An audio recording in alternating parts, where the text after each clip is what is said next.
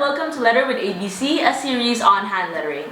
Now that we've talked about the 4 font styles of lettering, we're going to move on to brush lettering, and this episode will be focused on that topic. Make sure to keep watching to learn more about the brush lettering techniques, bounce lettering, and ways that you can use your brush pen.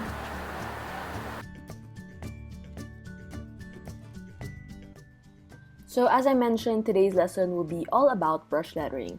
Remember the cursive penmanship you learned in school? That's considered script, which I've already discussed in previous episodes, and I will link it down below for your reference. But today's lesson, as we mentioned, it's all about brush lettering, and with brush lettering, you can keep expanding styles and trying out new techniques. So actually, there are different ways where you can approach brush lettering, but personally for me, I am approaching it from a penmanship standpoint, given that I have always been very much into penmanship and I derive most of my script fonts from the idea of having penmanship class. I have had penmanship class when I was younger, and I would also win the contest during penmanship contests at our school, and a lot of my influence with regards to how I do my brush lettering in script is loosely based on what I learned from school. So we're going to be tackling most of that today. I'm also going to show you first the basic stroke. So people think this is so effortless to do and it looks very nice, but alas, there is some backstory behind it. So whip out your Letter with ABC workbook and get the strokes page. So you will see here I have briefly started on some of the strokes. Make sure to use a brush pen, and as you can see, the difference in pressure really makes a huge effect on how the strokes are presented on paper. There are some thick areas, thin areas, and this is how we create contrast. Contrast with regards to how your brush lettering strokes come out on paper and how they look. So you won't see it now, but these basic strokes actually connect in order to form the actual letter forms in uppercase or lowercase. And these are some of the basic drills I like doing. I presented you with one page of this, but you can print as many as you like. If you're keen, you can always do this worksheet every time you work on a brush lettering piece. I think it's just going to help your arms really get into it. It's so hard to kind of explain on the interwebs like how you actually do it, but a lot of it relies on the pressure of your hand and also the muscle memory that you learn eventually when you do lettering. And apologies for the instant blur. It happens. My camera is very picky. But I mentioned these loops, over loops, swirls, and different elements. They all make up the foundation of these brush letters, and it's really important to have a very regular practice of this, because a lot of people just jump into brush lettering, and I just keep telling them, you really can't do that. I actually, before the ECQ lockdown, I have organized a class, 2-day class for my brush lettering workshop, and it took us like 4 hours per day to finish from A to Z, and also to work on the strokes and as well as the fonts and really familiarize yourself with the layouts. That doesn't even include the actual like materials and stuff. It's just basically using a brush pen. So yeah, it really takes a lot of practice. Now we're moving on to the letter forms. By the way, I did not speed up this video, so just for reference, I do brush letter quite fast already, maybe because I'm kind of used to it. But if you're starting out, it's really recommended that you take the time out to analyze all the strokes, see how you get comfortable with it.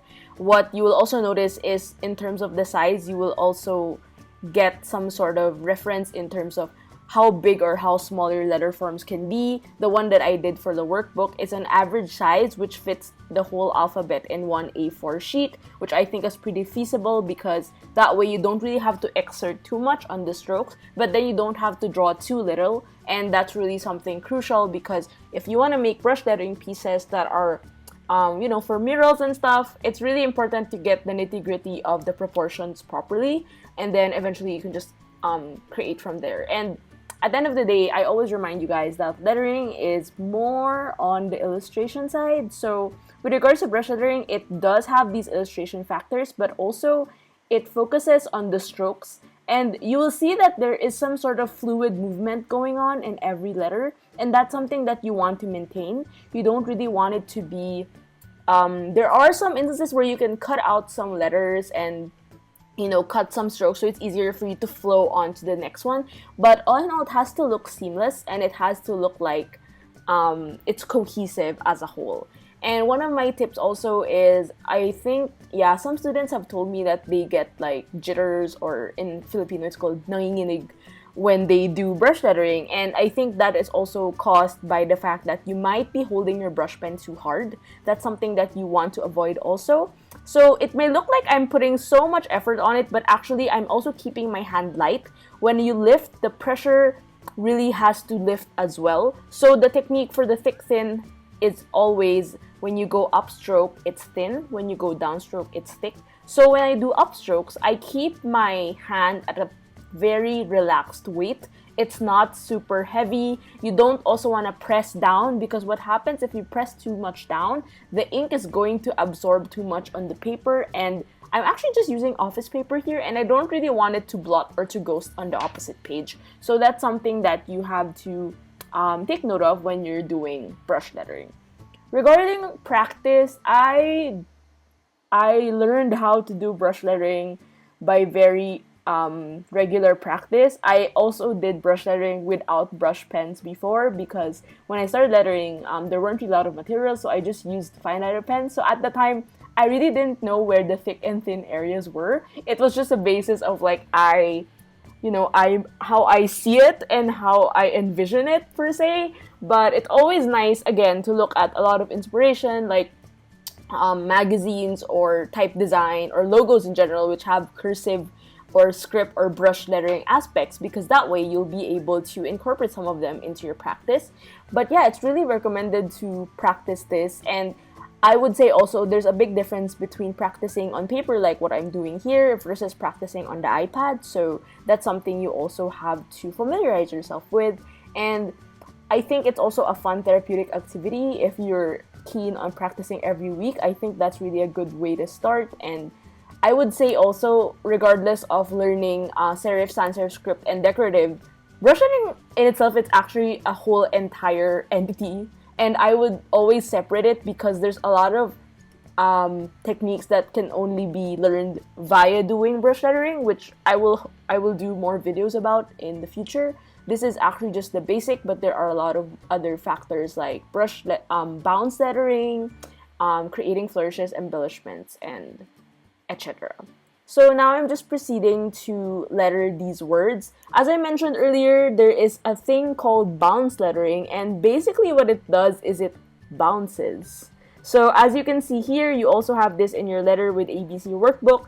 This page is all about long words that have bounce elements into it. You will see that this first word, actually all of the words, they're not in one line. It's basically a hop. It's like waves of some sort of, or swirls, where you see that some letters are just high up, like the U and X, and then the T just goes down. And because of that, you're creating this bounce effect. And with the bounce effect, there are two things that you are doing. You are creating more depth and volume for each letter form as they form the word. And also you create space. You basically save space by creating more space. For example, if you're doing layouts, this is just one word layouts, but if you're doing like a quote and it's all brush lettering, bounce lettering is really handy, because you'll be able to frame the layout properly with the number of letters, words, and be able to formulate them in such a way that they look cohesive. And I'm always all about layouts that look really great and really polished, and bounce lettering is one secret technique in order to achieve that. So I'm just gonna continue doing the rest of the letters and leave you guys to it.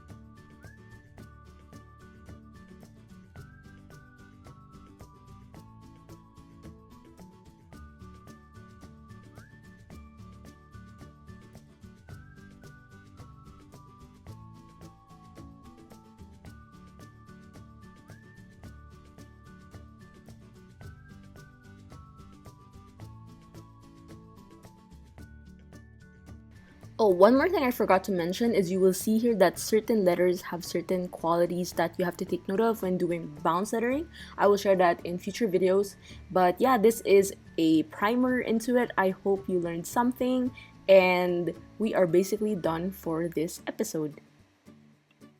Thanks for watching this video, and make sure to download the Letter with ABC workbook to guide you on your hand lettering journey throughout the episodes. If you want to learn more about lettering, I actually wrote and illustrate a lot of books about it, so I will share it here. So first off, you have the ABCs of hand lettering. This is the basic guide you need to get started into hand lettering. You also have the lettering workbook, which is available in the Philippines, and I also have some available in the US. I will link it down below also for your reference. This is a self-published workbook. Apart from this, I also have this book called Hand Lettering A to Z, which is how you can create different font styles and different techniques with your hand lettering. This has been translated into 9 languages and is available worldwide, as well as the Hand Lettering A to Z workbook, which is an accompaniment to this book, and it's great to work with together. Lastly, if you'd like to get into more of hand lettering and calligraphy, I suggest picking up a copy of the complete photo guide to hand lettering calligraphy, also available worldwide, mostly in Amazon, Barnes & Noble, Book Depository, and all the respective links. I will make sure to put them down below for your reference. See you guys on the next video. Bye!